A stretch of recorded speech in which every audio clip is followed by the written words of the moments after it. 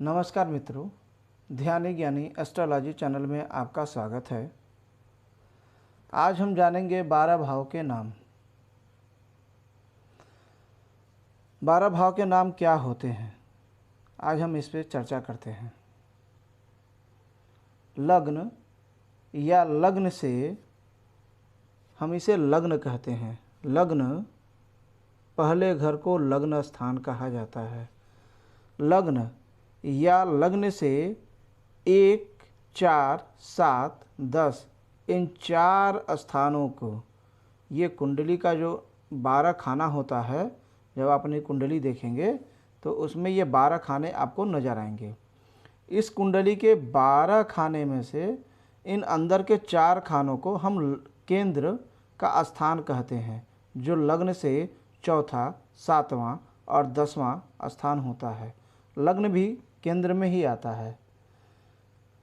साथ में लग्न से 5वां और 9वां स्थान को 1, 2, 3, 4, 5 ये 5वां और 6, 7, 8, 9 ये 9वां, इन 2 स्थानों को हम त्रिकोण का स्थान कहते हैं। फिर हम देखते हैं इसी लग्न से दूसरे और 11वें स्थान को हम पणकर कहते हैं। लग्न से दूसरा 1 और 2 और 1, 3, 4, 5, 6, 7, 8, 9, 10, 11 ये 11वां जो स्थान है, जो घर है, ये पणकर कहलाता है।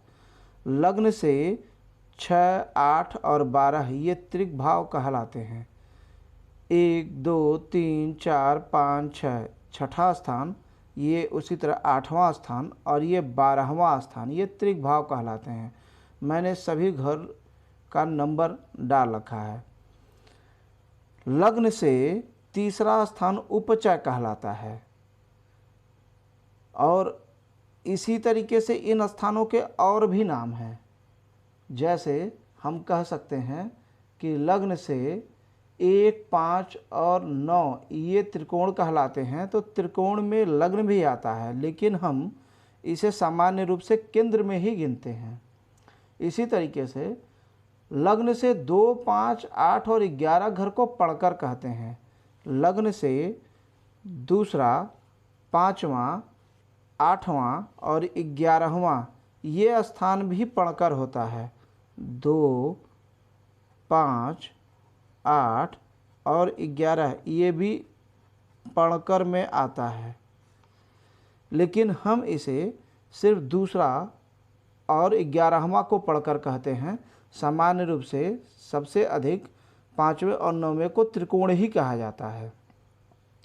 इसी प्रकार से 3, 6, 10 और 11 भाव को उपचय का स्थान कहते हैं। 3, 6, 10 और 11 ये चारों भाव जो कहलाते हैं, 3, 6, 10 और 11 ये चारों भाव उपचय कहलाते हैं। इनके ये भी अलग अलग नाम होते हैं। अब मान लीजिए कि केंद्र में कहीं चौथे स्थान पे शनि बैठे हैं, ये शनि देव बैठे हैं, तो शनि देव केंद्र में कहे जाएंगे। बुध भी अगर 7वें घर में बैठे हैं तो ये भी केंद्र में कहे जाएंगे। सूर्य 9वें स्थान पे बैठे हैं तो ये त्रिकोण के कहे जाएंगे। चंद्रमा को हम दूसरे नंबर पे बैठा देते हैं, ऐसे ही बैठा देते हैं, तो ये चंद्रमा पणकर में कहा जाएगा। शुक्रदेव को हम 12वें घर में बैठा लेते हैं तो ये त्रिक भाव के कहे जाएंगे।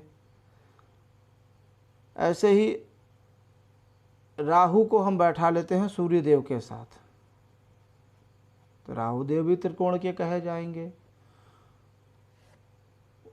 केतु को हम बैठा लेते हैं तीसरे घर में, तो ये उपचय का कहा जाएगा। पराक्रम भाव का तीसरे घर में उपचय के स्थान पे केतु बैठा हुआ है।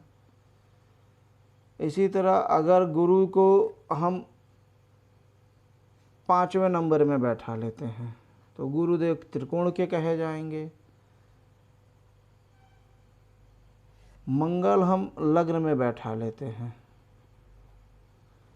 तो मंगल केंद्र के कहे जाएंगे।